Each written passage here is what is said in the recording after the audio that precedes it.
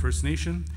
The Nanaimo people are valued partners of this university, and we thank them for their great patience and goodwill as we slowly learn what it truly means to share this beautiful corner of the world with them. I also want to point out that the colloquium series is only made possible through the generous financial and moral support of the Office of the Dean of Arts, headed by Dr. Ross McKay. Or, to put it another way, given our Dixieland Jazz theme for the day, oh, Ross McKay, what can we say? Oh, Ross McKay, you win the day. The colloquium could not run in such numbers without the funding from Ross McKay. Thank you. Let's get you involved, too, one more time. Oh, Ross McKay, what can we say? Oh, Ross McKay, you win the day. The colloquium could not run in such numbers without the funding from Ross McKay. Hip, hip, hooray! There we go. Thank you, thank you, thank you. I can also assure you, though, that that was definitely the low point of the musical portion of our event today. It's going to get better, believe me. However, before we do turn things over to Greg and the real music begins, you will first be hearing from two other key individuals. First, it is my distinct pleasure to introduce VIU President and Vice Chancellor Dr. Ross Nilsson, who will formally welcome you to the 2017-2018 Colloquium Series on behalf of the entire university community. Dr. Nilsson has been an enthusiastic supporter of our endeavors, and we greatly appreciate his giving of his time to be with us this morning. Please welcome Dr. Ralph Nilsson.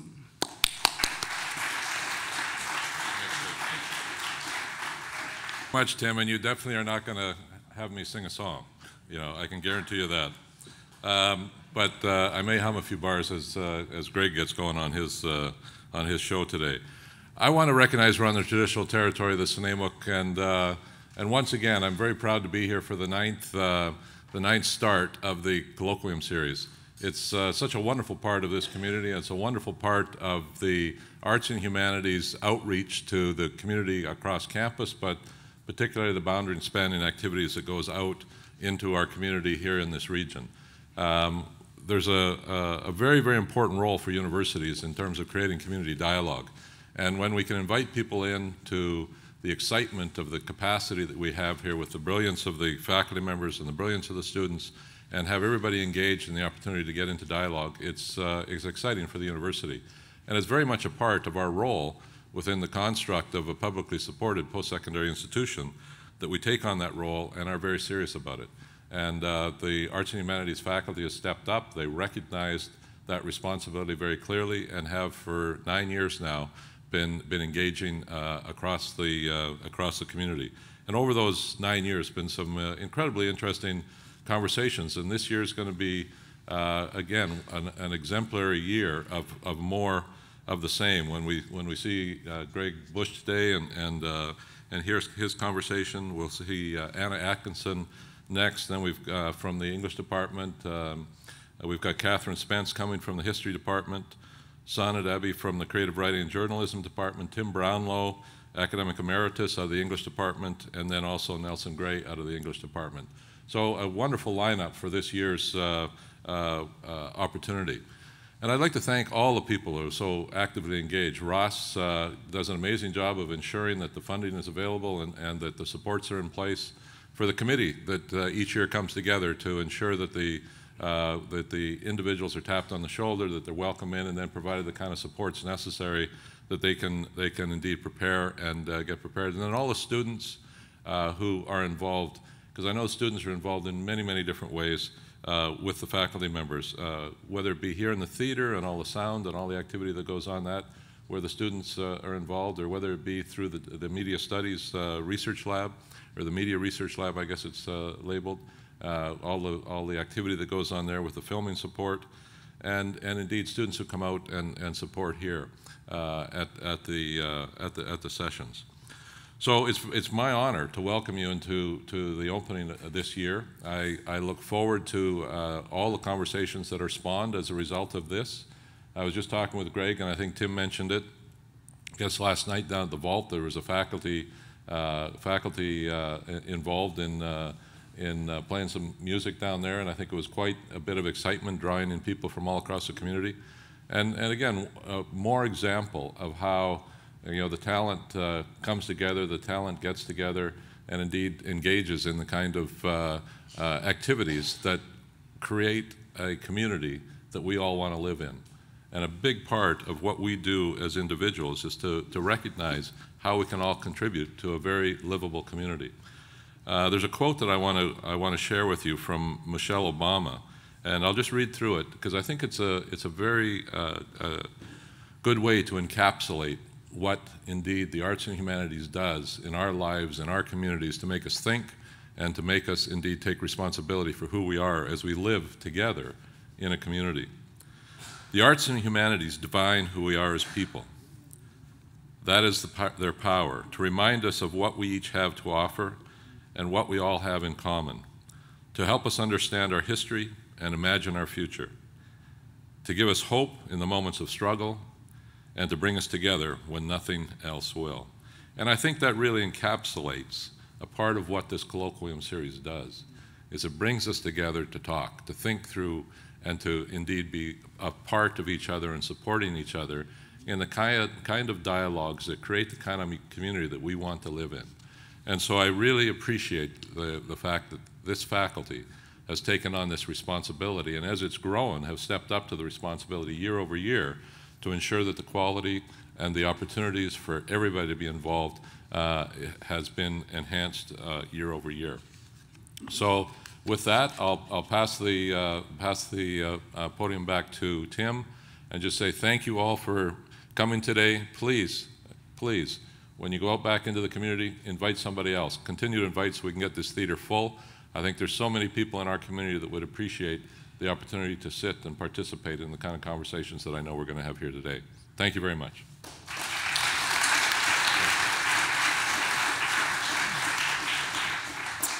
Thank you again, Dr. Nielsen. It's always a pleasure to have him with us and recognize the importance of our work here.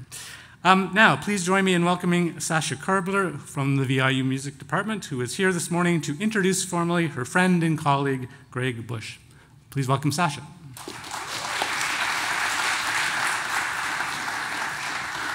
Thank you, Tim. Originally from Montreal, Greg holds a Bachelor of Fine Arts degree from Concordia University and the Master of Music in Jazz Performance from McGill University.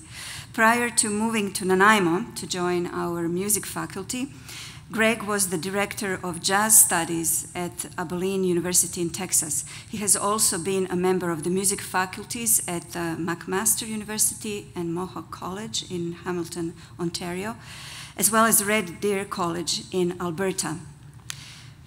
It has been a full 10 years since Greg Bush joined the faculty, and having been working with him, I can tell you that I have not seen him standing still for longer than a few minutes. Aside from teaching full-time, he has also been the director of the Georgia Strait Big Band in Courtney, which he conducts weekly, a member of the NOLA Nighthawks, a 10-piece band dedicated to New Orleans-style music. And they don't rehearse weekly. Apparently, Greg tells me that they're that good. He's also been a member of the Aerosmith Big Band that rehearses weekly and often performs Greg's own music. So yes, Greg is a composer too, and one of those lucky ones who receives grants to write music and who gets involved to participate in performances of his own compositions by various ensembles across the country. The most recent visit was to the Ambrose University in Calgary just this past August. Greg has also formed his own sextet. Just a couple of weeks ago, the group closed the 2017, the inaugural Nanaimo International Jazz Festival at the Port Theatre with a performance of Greg's own compositions. He has also put together a quintet. Its members are, I think I can say, hot off the stage from their last night concert at the Vault, and apparently it's still steaming down there because the Vault was packed last night. Greg is also the vice president of the recently founded Nanaimo International Jazz Festival, to the future of which he is passionately devoted. The society presented its first 3-day festival a couple of weeks ago, and Greg participated in a number of concerts given by local ensembles. And aside from work, of course, paid or unpaid, as is the case with musicians, he is a father, he is a grandfather, a colleague, and a friend. Greg's presentation today is, one could say, about a ripple effect. It all starts with a Canadian-born composer of popular music and jazz who wrote a composition that became the first ever jazz recording of a Canadian piece, of a Canadian song. The recording resonated not only far and wide through space, but also far and wide through time, and has, a century or so later, nudged a formation of a non-for-profit society whose mission is to organize an international jazz festival right here in our city every year. How did this happen? How was it even possible? The end of a song brought on the beginning of a story. Please welcome my colleague and friend, Greg Bush.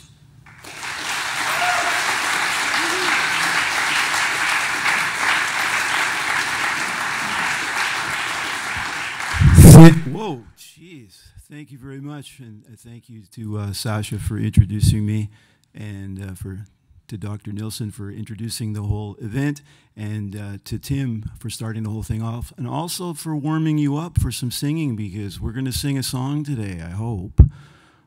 Yeah, so you got your vocal cords all warmed up. Could I have the overhead queued up, please? A couple of years ago, I did one of these things wearing a different hat. I did a presentation on what jazz composers do when they're on a leave of absence and about being a composer. But as musicians, of course, we're performers as well. And in spite of the fact that, you know, I'm giving a lecture today, what we do as performers is we perform. We perform music, we perform in front of an audience, and we compose music and so on. But sometimes you need to create events for performances. So you see the logo up there, the Nanaimo International Jazz Festival Association. I'm one of the founding members, and I didn't bring my pin today that says Greg Bush, Vice President, but apparently I'm the Vice President. So yeah, I'll put that on my door as well. The festival took place a couple of weeks ago, the weekend of the 15th through the 17th. How many people went to the Jazz Festival? Right on. How many, those of you that didn't go, did you know about it? Did you see the advertisement and hear about it? Because there was a lot of information about it. Took place in downtown Nanaimo, Diana Krall Plaza on the Friday afternoon. There was stuff at Pioneer Plaza on the Saturday. There was a parade that went on. How many of you were in the parade? Because there was a bunch of VIU students in the parade. Yeah, and some high school students and community people. I forget how many musicians were actually playing, 13 or something, but there was a whole entourage, if you will, that paraded around downtown Nanaimo and ended up at Pioneer Plaza. Then we had the headliner, John Ellis, excuse me, John Ellis and his band Double Wide. We tried to maintain a connection to New Orleans through this, because if you're checking out the displays and following what this presentation is all about, a few members of that band are from New Orleans and some are from New York, and they go back and forth and they perform everywhere. And we kicked things off actually on the Thursday, the day before the festival actually started. We had a workshop with the John Ellis Band right here on the stage. For the VIU students and the community. Some high school students came. Anyone attend that? Yeah. So I think we had a first. I believe we've had some tubas on the stage here, but I don't think there was ever been a sousaphone on the stage here. And the sousaphone is part of the tuba family, but it's designed in such a way that you can wear it, you know, like an overcoat, maybe. Anyway. Could I have the logos of the Jazz Society up there, please? And a little bit more information about it. There were 11 professional level ensembles from the Nanaimo area. 73 musicians in total performed concerts. Additionally, there were 12 more musicians who participated in the parade. I lied, I said there was 13. And then there were 30 vocalists who participated in the gospel choir that took place Sunday afternoon, which was supposed to be outdoors, but it took place inside because of the weather. I believe it was at the Dorchester Hotel. So altogether, there was 144 musicians that took part over the 3 days, which I think is a huge accomplishment in terms of music and jazz in Nanaimo. And anyone wondering how all of this came to pass? Because I'm going to tell you. So just curious, you know. A couple of years ago, myself and 2 other musicians sat down and started tossing around the idea of doing this, and it was spearheaded by a very good friend of mine and a mentor of mine, a jazz musician, composer, arranger, historian. A band leader. I won't tell you he's a good dancer. And the meetings between 3 people grew to a board of directors of 10. We had dozens of volunteers for the festival, many of them VIU students again, because I connected with Carrie Chassels. I believe she's the VP of Student Affairs. Maybe somebody can correct me on that. And she was able to implement, I think they're called Fun at VIU, and we were able to get a bunch of VIU students to help volunteer. So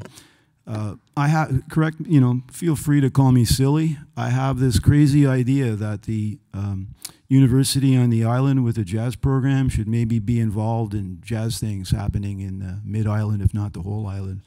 So this is what we're trying to do. Just referring to my notes here. I've been practicing this word. I hope I can get it out. This year marks the sesquicentenary of our great nation, the 100th anniversary of the very first jazz recording, and the first year of the Nanaimo International Jazz Festival. So one could say the stars were in alignment for 2017 because the Jazz Festival Association was able to use this alignment to successfully raise nearly $40,000 in funding as seed money for a festival. We had grant money, we had sponsorship, we had donations, we sold memberships. Just go onto the website and buy a membership for $10, right? That's 2 coffees at the coffee truck out here. Yeah, $5 for a coffee, right? Anyway, I digress. Could I have the, I think we're ready for the logo for the original Dixieland Jass Band, please. That's what they look like. 100 years ago, the original Dixieland Jass Band, and it was spelled at the time J-A-S-S, a group from New Orleans traveled to New York City, and in the course of the year, they recorded 10 numbers. New York had become the recording capital of the world, of the country, I guess. So they traveled from New Orleans to New York to perform and also to start recording. So on February 26th, this year, the event was celebrated. Anyone go to that, the 100th Jazz birthday party at the Port? Yeah, and the NOLA Nighthawks played with other bands and stuff, and we celebrated that first recording. Did you get cake? Because there was birthday cake served afterwards. I was busy putting away all my mutes. By the time I got there, there was no cake left. And we did what I thought was a cool event. I saw a few people's hands go up, and I know that the band leader's in the room, so maybe he can correct me. But we had the music of the original recording performing on the house system in the Port while the band was on stage, and then the music faded out. And the live band kind of faded in, and we performed Livery Stable Blues. I thought that was kind of a cool way of doing things. One of the pieces recorded at a later session, May 30th, 1917, was the Darktown Strutters Ball. And that was composed by Shelton Brooks, a Canadian of African descent, born on May 4th. Can we do the next one? No? Okay, I guess I don't have one of Shelton Brooks. Can you back that up, please? He was born in Amherstburg, which I found out was part of the Underground Railway. So slaves were coming from America through that Underground Railway and coming to Canada where slavery had been abolished. And Amherstburg is quite close to Detroit. And eventually, Shelton Brooks moved to the States, and I guess the proximity to Detroit made that easy, and had a very successful career as a songwriter in the United States.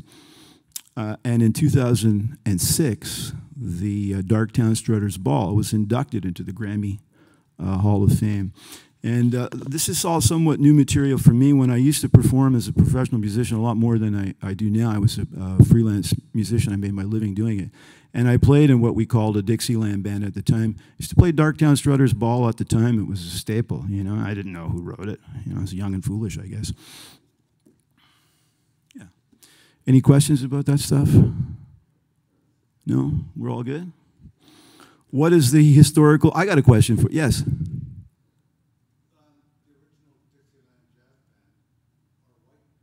Yes. Yeah, I'm going to get to that. Yeah. In the business, we say, thanks for that awesome opportunity to do a segue. But I got a couple of more bars of music before that. So that was a question, but I got one. What is the historical significance of all of this, you know? Well, by virtue of being the first band to record music called jazz, this opened the door for numerous other musicians and bands to record their version of jazz music. You know, the recording industry was new. Prior to having a record player in the house, the piano was the source of entertainment, right? Pretty much every house had a piano. So you went and you bought sheet music. So the people who were composing music could earn royalties through the sheet music. There was such a thing as a song plugger that was trying to get you to buy the songs, you know. People brought the sheet music home, played it, sat around the living room, you know, on a Sunday afternoon, and sang songs and played the piano and stuff. Well, the recording industry kind of changes that now because now you have a record player that can play records. Anyone know what a record looks like? I don't think anyone in the audience is old enough, right? One of those round things like a disc with a hole in the middle. How many grooves? Come on now, it's a skill testing question. Who said that? The musicians aren't allowed to answer. You guys have heard my routine already. They're probably holding up their two fingers going, that's the second time you've told that one, Greg. Anyway, so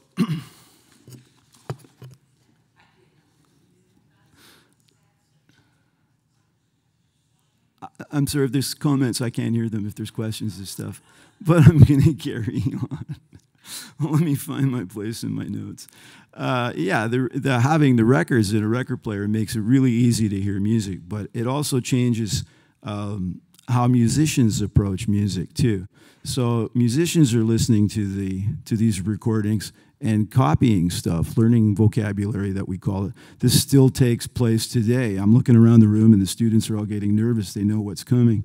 So we use the technology that's available. Of course, they have all of this stuff on their iPhones now or their cell phones and headsets and so on. So we listen to the music to the point where you can sing it. And then you start to learn how to play it on your instrument, and you're starting to acquire vocabulary. It's called a lift, because we're lifting the music from the recording. So it's like, so Jared, are you doing a lift this term? Yeah, see, he's shaking his head. They all have a lift to learn.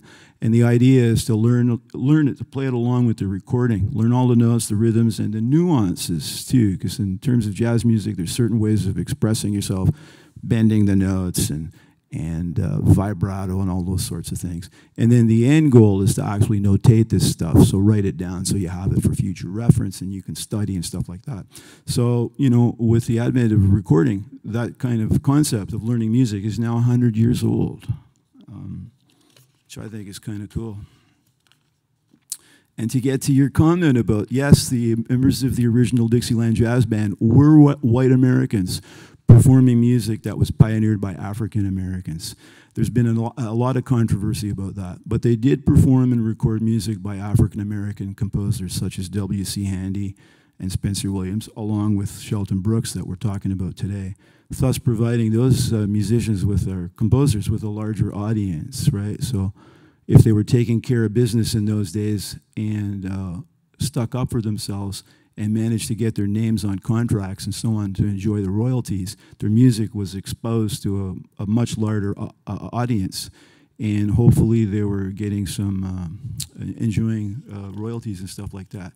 So yeah, you know, just in terms of, I mean, this would be a topic for a whole other discussion and a colloquium and perhaps even a debate. It was a different time, and what was available at the time, it was a bunch of white Americans who had the opportunity to record it. But all of that stuff aside, they were a big influence on many other musicians. So yeah, it did serve a purpose, you know. I was encouraged to perform the music, to play it for you, you know, bring up YouTube and play it, which I didn't want to get into for two reasons. A, I knew the technology would break down. If you notice, it did. I'm getting some help from the booth there because we couldn't get it to operate here. But I started to read the comments that people left on the recording on YouTube, and I was like, I'm not putting that up on a screen. This is something that is open for discussion at a later time, I think. A very good question nonetheless, and a point that needs to be brought up and made, but perhaps not today. Can we move to the next overhead, please? Who were the musicians in the original Dixieland Jass Band? Well, we're going to put the trumpet player up first. So, although it does say the cornet, which is a member of the trumpet family, and at the time was the popular instrument. Cornet has a slightly mellower tone, but it eventually fell out of favor and the trumpet took over. But Nick LaRocca played the cornet and was the leader. He was born in New Orleans. I think the date's up there. He was considered to have been a good player, and just by virtue of the fact that he was on the first recording, he ended up influencing other musicians and other players. He was the composer of a tune called Tiger Rag, which was a hit, and performed and recorded by countless other musicians, including Louis Armstrong and Duke Ellington, both African Americans. He started off playing in a band called Papa Jack Lane's Band, which was a racially integrated band in New Orleans at the time. So this predates the segregation laws. So in terms of the history of it, there was an awful lot of integration, intermingling. There were Creole musicians, white musicians, African-American musicians, and they all played together. Nobody seemed to care. And I think this holds true today, that musicians don't care about that stuff. And over the years, in terms of the history of the music, it was through music that a lot of these racial barriers came down, because the black and white jazz musicians were playing together. But again, that's a topic for another time. Can we have the next one up? That's what Larry Shields looked like. He played the clarinet, also played in Papa Jack Lane's band. And he influenced Benny Goodman, among others. And he co-wrote some of the Dixieland Jass Band's hits. I wanted to mention that, you know, America, we call it, the States, it's a melting pot, is it not? And Canada is more of a mosaic. And if you think about where New Orleans is situated and the history of New Orleans and Louisiana, having been French and Spanish and English, and then, of course, it's right on the Caribbean, right? Gulf of Mexico, so close to the Caribbean. So it's definitely a multicultural place. So Nick LaRocca was of Sicilian ancestry. Larry Shields, the clarinetist, was Irish ancestry. Eddie Edwards played the trombone and the violin, actually. And back in those days, it wasn't unusual for people to double on different instruments. The trombone being a band instrument and the violin being more of an orchestral instrument. Also played in Papa Jack Lane's band, so was well aware of integration and so on. And then an interesting little piece of trivia, played minor league baseball. So how many of you are hip to the Ken Burns jazz thing? The documentary. And he also did one on baseball, right? It doesn't get any more American than baseball and jazz unless you throw in apple pie. Yeah. And during his tenure with the Dixieland Jass Band, he was drafted into the military, so he had to be replaced in the band. And once he got out of the military, he started performing again and then rejoined the original Dixieland Jass Band. Can we move to the next one, please? Oh, we're one behind. That's Eddie Edwards. Let's move to the next one again.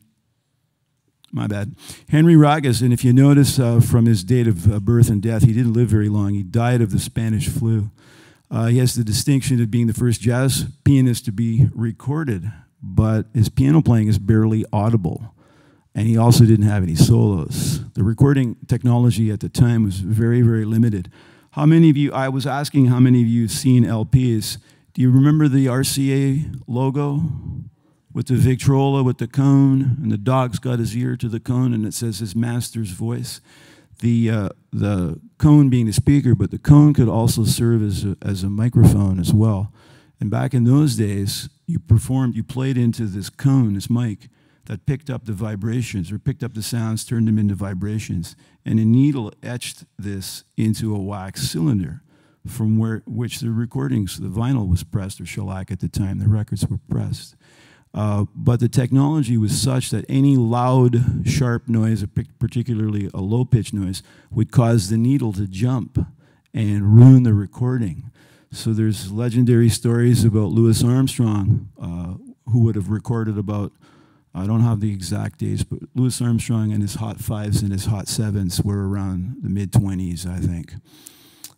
and he was known for having such a powerful sound that he'd be playing and he'd cause the needle to jump and he'd ruin the record. He'd ruin the recording. I'd have to say, Lewis, can you step back a few feet or play softer? Well, playing softer wasn't an option. Step back a few feet, still wasn't far enough. Step back a few more feet, you know, till it got to the point where it was capturing the sound without ruining the records.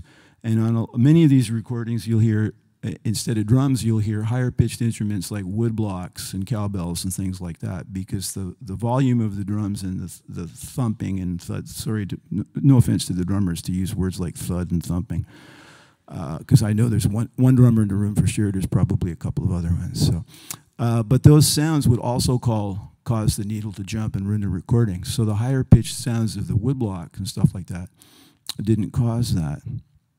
And of course, we listen to it now, and I think that adds, we find it sounds dated, you know, and I think the word is corny, and I think the sound of the wood blocks and the stuff adds to the corniness of it. And sometimes we refer to that music as ricky-tick. Well, if you listen to the sound of the wood blocks, it's kind of ricky-ticky. Anyway, I kind of digress there. But Henry Ragas was on the first 21 recordings of the original Dixieland Jass Band, and he was of Portuguese descent. Next, please.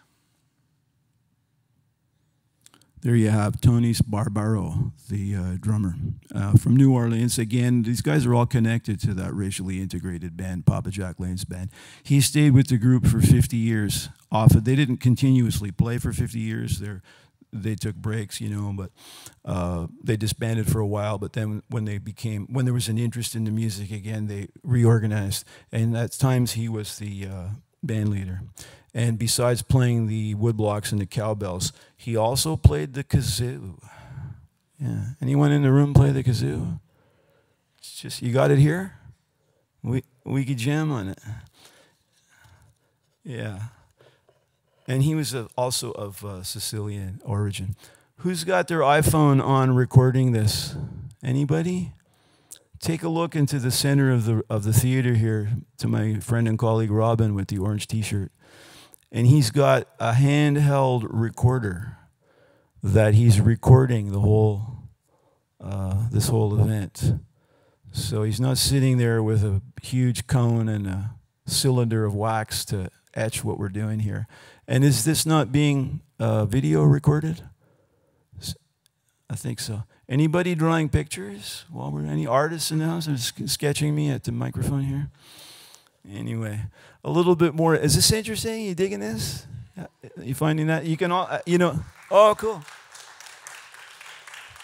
No, it's kind of, I mean, I like talking about this. I'd rather be playing my trumpet, but I don't really have it here today, but yeah, it's fun to talk about this stuff and share this information with you. Maybe you're going to go home and go on YouTube and go check this stuff out. Or maybe you're going to go to some live concerts, which is what we want, right? Please come and hear the VIU student concerts, you know. I'm convinced there's people on the campus that don't know we have a music program. I'm serious. I was having a conversation with it. Well, let me digress for a minute. So I'm at the grocery store the other day, and of course, a young guy comes up to me and he wants to sell me a credit card. I'm like, later for this, but I was very polite about it. So the other day, who do I see on the campus? He's a VIU master's student. It's a part-time gig for him, you know. So I went right over to him. I said, hey, remember me? I said, I'm the one that started to talk to you that the mafia now owns the banks. We don't need to go into that. So, of course, then he knew who I was. He said, what do you do here? I said, I teach music. He says, no way. He's like, can I come and listen to you guys sometimes? I said, any Monday or Wednesday, 2:30 to 4:30, come and hear the big band. And then he completely crushed me because he goes, yeah, I want to learn how to play the guitar. I was like, I'm kidding. That was for the benefit of the guitar players in the room. I'm teasing, of course. Anyway, back to the original Dixieland Jass Band. They played for, keep in mind that vaudeville is now starting to wind down a little bit, right? So they played for dances. They go from New Orleans to New York City. They start playing for dances and stuff. They start to have a following, and of course they start to record. The first piece they recorded, Livery Stable Blues. There's controversy about this because apparently they decided that they collectively came up with the tune. Well, Ray Lopez and Alcide Nuez at the time were like, no, we wrote this tune, and we're going to beat you to the copyright office. So they got down there and they tried to copyright the tune. And then there was a lawsuit, and the judge took all of this stuff into consideration. He says, well, neither one of you are getting it because the tune's in the public domain, so you have no right to it. And then the flip side of the record was the original Dixieland Jass Band One Step. And there was some controversy about that too, because apparently it sounds very much like a tune called the Teasing Rag.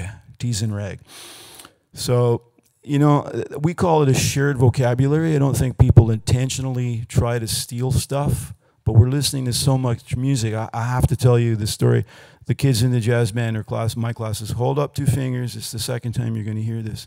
So you know, it's a Monday or Wednesday, and big band is over. You know, I'm on my way home. I'm on the Parkway, and this tune's going through my head. I'm going, and I'm like, oh my gosh, this is writing itself. I'm like, you know, I can't wait to get home. I'm still, you know, I'm driving the speed limit and stuff, and man, I tear into the house when I get there, and I get at the piano. I don't have perfect pitch, so I got to check my notes at the piano. I get my music paper and my pencil, and I start writing all this out. I'm like, oh man, this is going to be killer. And I get, you know, almost to the end of the second phrase, I'm like, yeah, wait a minute. The jazz musicians in the room, anybody know the tune I was singing? I was singing Dexter Gordon's Cheesecake. I had forgotten that I knew that tune. I had it running through my, I'm like, oh man, this is fantastic. This is going to be a hit. I got to find somebody to write words to this, you know? And I'm like, oh, really, Greg? You're going to rewrite Dexter Gordon's Cheesecake, you know? So it's a shared vocabulary. Many times we don't do this intentionally, you know? We hear stuff goes in the brain, it percolates or whatever, and it comes out. And yeah, in a case like that, it was somebody else's tune, but a lot of times it's not, which is a good thing. Anyway, and again, copyright is a topic for another colloquium, perhaps, because, you know, what has the internet done for copyright, especially in music? The music is available at your fingertips, really. And I think on iTunes and Spotify and that, I think for every 10 million plays your tune hits, I think you get about $100. You know, it's ridiculous the way things are going. A lot of when the technology changed so that record companies started to go out of business, it was like, yes, the artists are going to take control and not the record companies. Yeah, well, guess what happened? Google took control. The artists still aren't being compensated fairly. But that's a topic of for another time. But regardless of all of that stuff, the recording was a big hit. The first jazz record was made, and because of their success, numerous bands copied them. And as I said, you know, the Dixieland jobs that I used to play, we played some of the tunes that were recorded at that time, and definitely I recall playing Darktown Strutters Ball. Could we put Shelton Brooks up, please? Yeah, I already mentioned a Canadian of African descent, and in 1901 was when his family moved to Detroit. He was a composer of popular music and jazz who wrote some of the biggest hits of the first third of the 20th century. He sang, played piano, and performed on the vaudeville circuit, as well as having a successful songwriting career. One of his hits, I don't think there's anyone in the room old enough to know the tune, Some of These Days. And he was able to get Sophie Tucker to play that piece. She was a vaudeville star and a singer. And she ended up adopting that as her theme song and performed it regularly for like 55 years or something. So let's hope that Mr. Brooks enjoyed some royalties from that. She was considered the last of the Red Hot Mamas. You know that expression? Some of you do. The kids are going, what's he talking about? But yeah, the last of the Red Hot Mamas, and she was considered the last of the Red Hot Mamas. He also sang and provided piano accompaniments on records for vocalists Ethel Waters and Sarah Martin. And we can consider Brooks to be one of the first in a long line of Canadian jazz musicians who enjoyed an international reputation. And other ones that come to mind are Oscar Peterson, who's from my hometown. I grew up in Montreal. And of course, me being a trumpet player, a big fan of Maynard Ferguson. And when I had the good fortune when I was in college, the gentleman that directed the concert band and the jazz band and also mentored me on the trumpet, he had been performing around Montreal at the same time that Maynard and Oscar Peterson were on the scene, and he told me he could remember Maynard's parents. Do anybody know who Maynard Ferguson is? You know that name? A few of you do. a wonderful trumpet player. He's passed away now. They said, he was like, yeah, man, I would be on these gigs with the Johnny Holmes Big Band. He says, and Maynard's parents would be taking him to the gig. He was 15 years old. And then he ended up going to the States and playing with big bands. One of my colleagues at the time, college student, you know, I call myself a self-professed trumpet geek. This guy was way worse than me. Maynard was born in Verdun, near Montreal, or a suburb of Montreal, whatever you want to call it. So my buddy Frank got on the bus, went to Verdun. He had tracked down where Maynard grew up. He went to the house and rang the bell. And the people, me didn't live there anymore. The family didn't live there. Like, who are you? He's like, oh, Maynard Ferguson lived here. And they're like, go away. It's like, jeez. So, and then other well-known jazz musicians or composers and so on. Gil Evans was another one who was known as an orchestrator and an arranger and a bit as a composer. And if you're familiar with Miles Davis's Porgy and Bess and Sketches of Spain and stuff like that, anything with a large ensemble, Gil Evans would have done those arrangements. One of my personal heroes, trumpeter Kenny Wheeler, grew up in the St. Catharines area. And just another little piece of trivia. I was teaching at Mohawk College, and one of the kids in the class was Chris Wheeler. And I looked at him and I said, cool, man. I said, any relation to Kenny? He's like, yeah, it's my great uncle. I was like, excuse me? He's like, Kenny Wheeler's my grandfather's brother. He's my great uncle. I said, we need to hang out. So I thought that was particularly cool, you know. But anyway, Kenny Wheeler moved to England and had a career. He moved there like he was 21 or 22 or whatever. And he had his career in London for a long time, but came back to Canada often. And on several occasions, I had the opportunity to study with him. And I would be remiss if I didn't mention Phil Dwyer, who grew up in Qualicum Beach. Wonderful tenor sax, well, all the saxophones, but I think mostly tenor saxophone. Fabulous piano player and a wonderful composer and arranger. And I would encourage you all to go, however you do this, CD or iTunes, go buy his recording, Changing Seasons. It's written for an orchestra and a violin soloist, but there are jazz musicians on it, jazz soloists on it. So it's a combination of orchestral music with jazz included in it. When I first got the CD, I think I listened to it nonstop for like 2 weeks. And I put it aside for a while, and I did that again later. It's a beautiful record. And again, to continue, I'd be remiss if I didn't mention Diana Krall, that has a plaza named after her, and certainly has ties to Nanaimo. She's from here, right? And Michael Bublé. There are a couple of singers that are well known. The list could go on and on. I'm not going to bore you with more of those musicians, but hopefully you know some of those names. So what do you think? Time for some music? Yeah. Many, many years ago, I was like, you know, I can't remember how young I was, but I saw Dizzy Gillespie's band. I was so excited to see and hear Dizzy Gillespie. And then Dizzy did that. He's like, like to take a moment to introduce the band. He turns around and they're introducing themselves to each other. I thought that was the funniest thing I'd ever heard. I go back and I'm telling my teachers and mentors, and they're like shaking their head. They're like, Greg, that's the oldest gag in the book. I'm like, well, it's the first time I've seen it. So anyway, Tim warmed you up for the Darktown Strutters Ball, I hope. So it starts with a verse.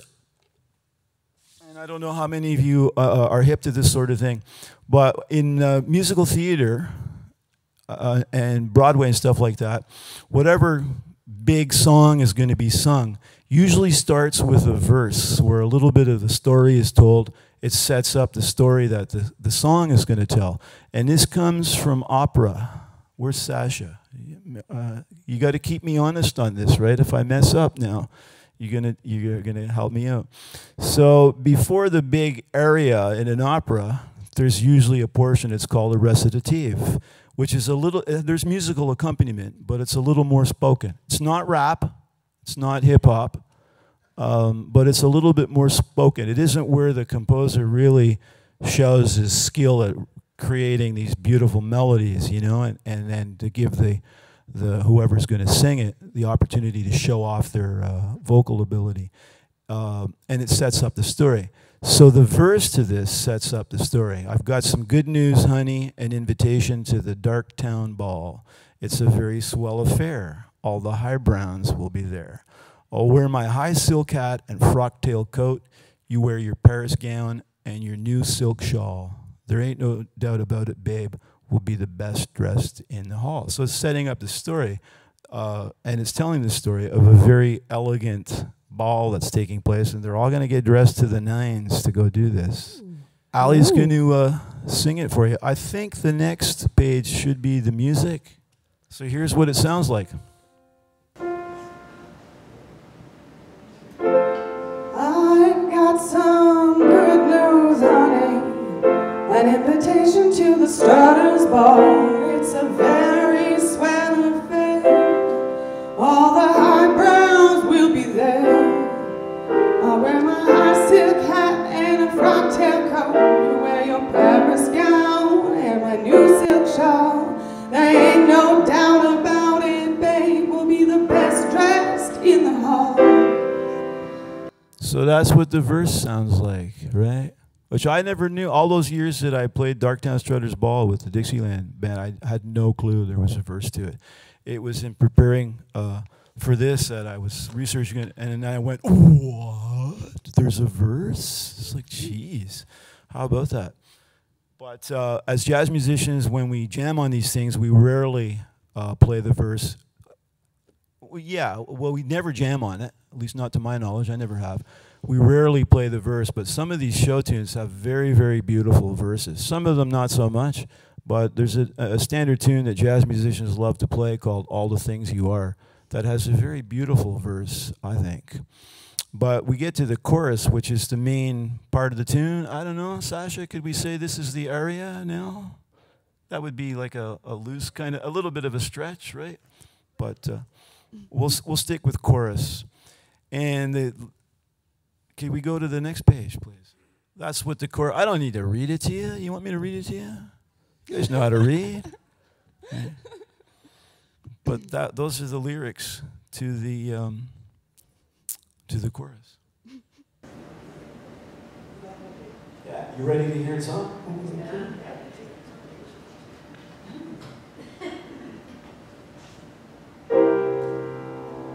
I'll be down to get you in the taxi, honey.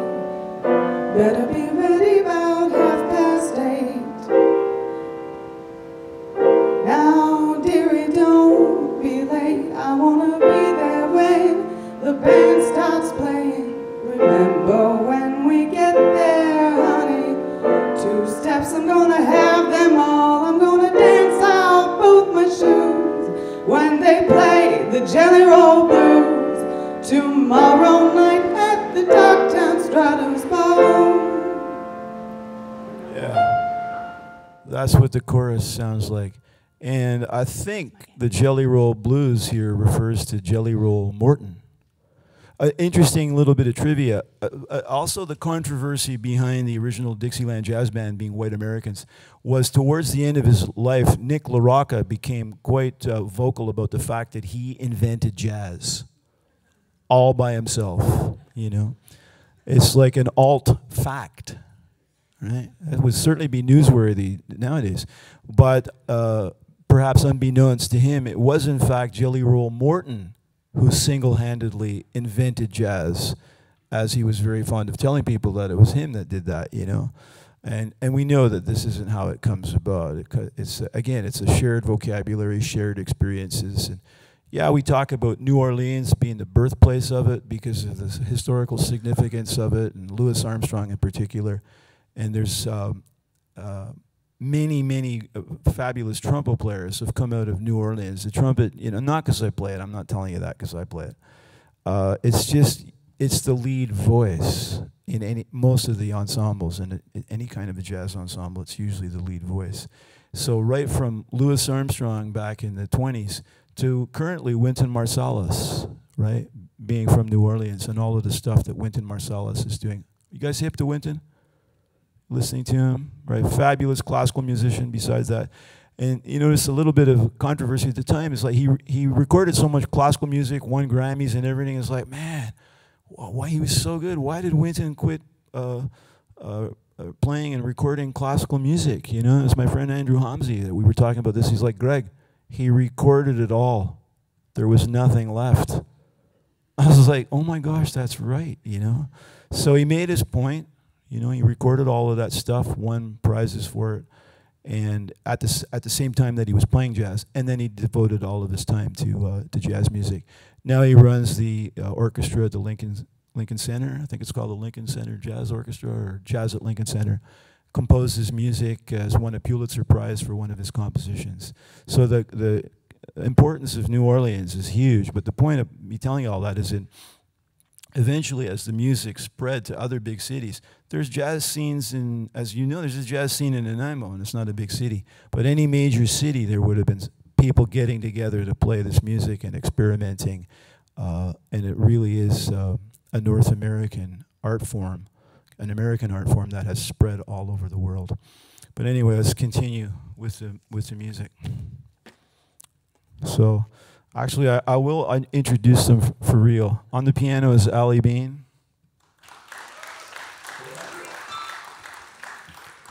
Kirst Bradshaw on the trombone. Haley Dean on the trumpet.